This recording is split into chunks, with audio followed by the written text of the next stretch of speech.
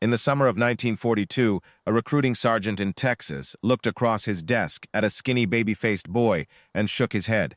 The kid standing there weighed 110 pounds and stood barely 5 feet 5 inches tall.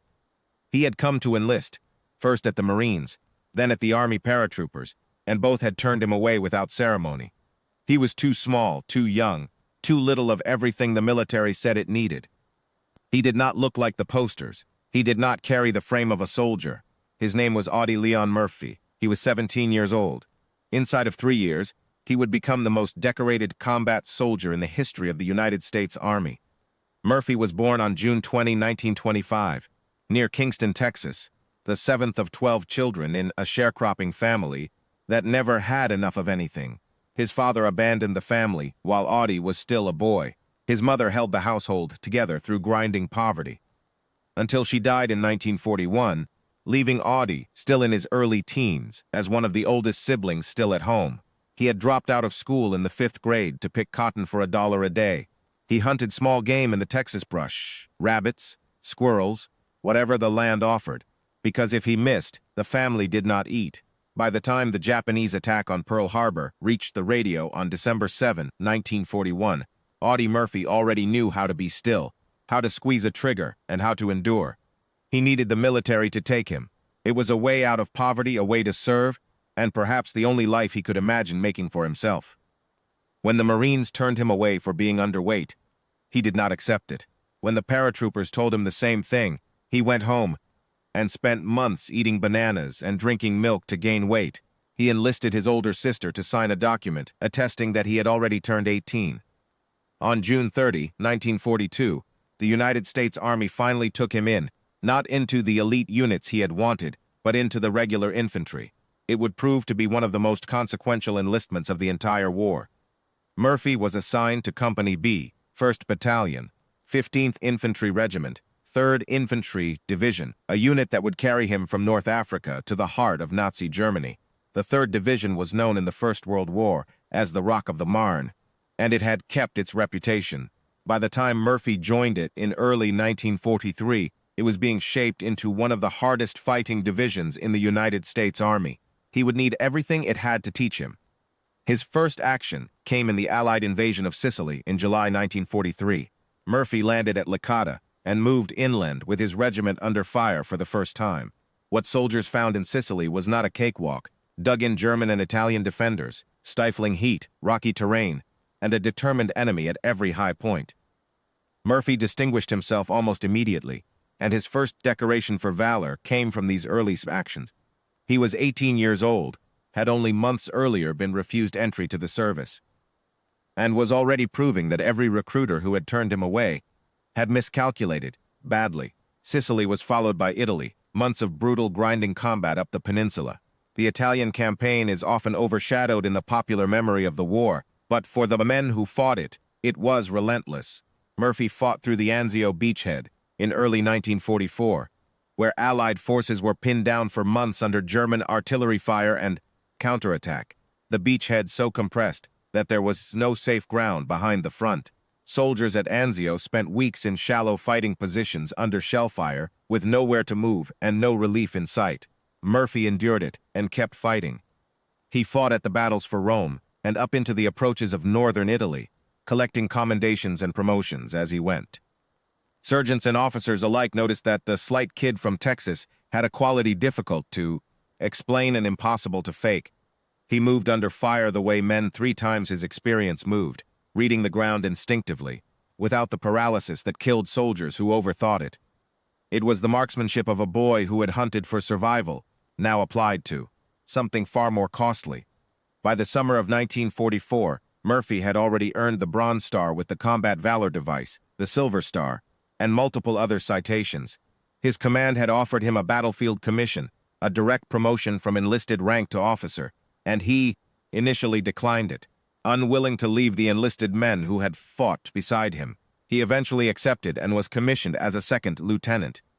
Then, in August 1944, came the invasion of southern France, Operation Dragoon, and Murphy landed on the beaches of the French Riviera as his division drove north against the retreating German 19th Army. The Vosges Mountains and then the Rhine Plain lay ahead.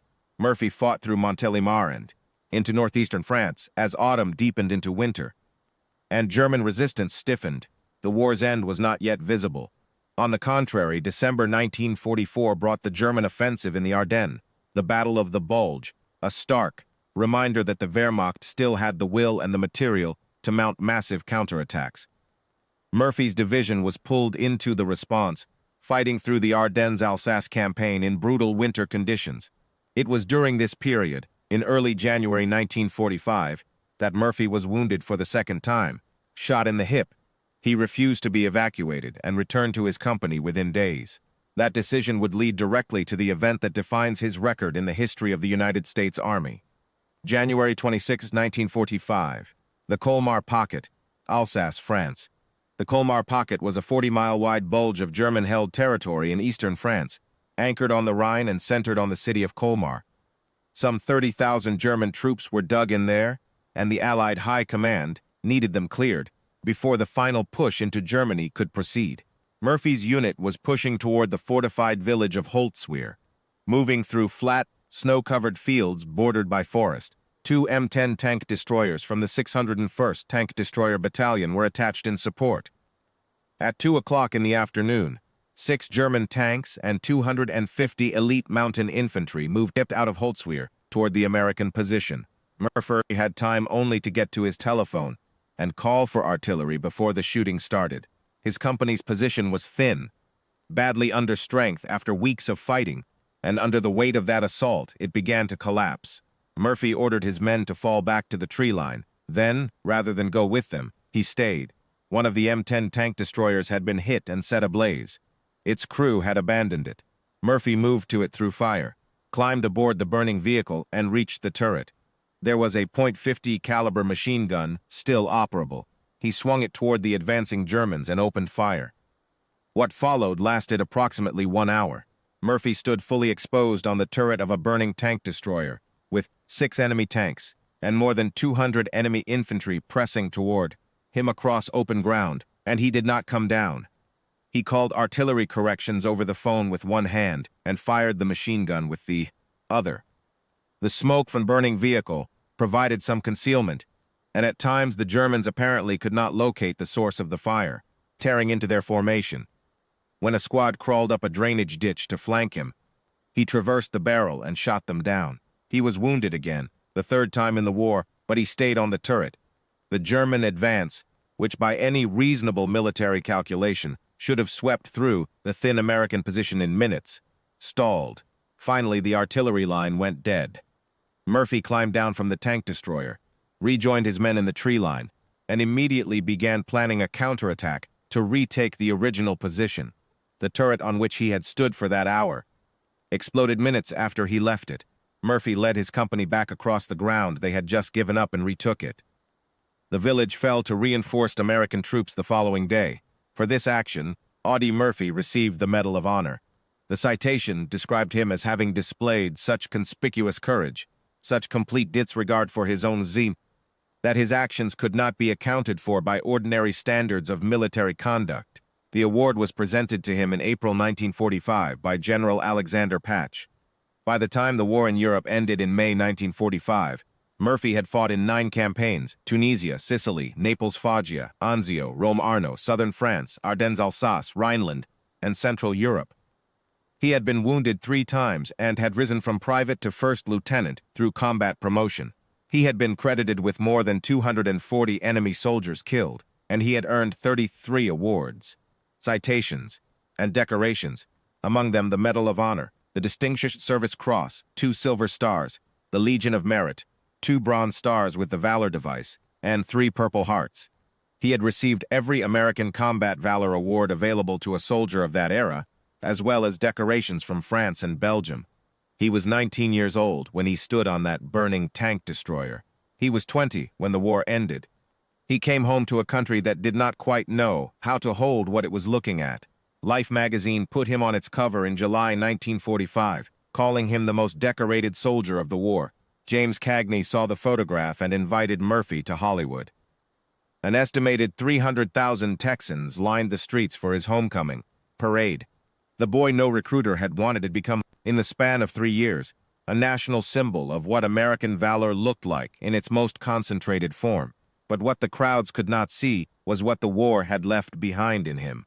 Murphy came home with what would later be diagnosed as post-traumatic stress disorder, a condition the military of 1945 called combat fatigue, and largely refused to take seriously. He could not sleep without a loaded pistol under his pillow. The nightmares did not stop. He became dependent on sleeping pills at a period in his life when few people understood addiction or trauma. He fought that battle alone for years, with the same stubbornness he had shown on the fields of Italy and France, and he lost some rounds of it. What sets Murphy apart from the easy mythology of the war hero is that he refused to let the invisible wound be invisible. In an era when men who had fought in the worst war in human history were expected to return, shake it off, and get to work, Murphy spoke publicly about what combat had done to him.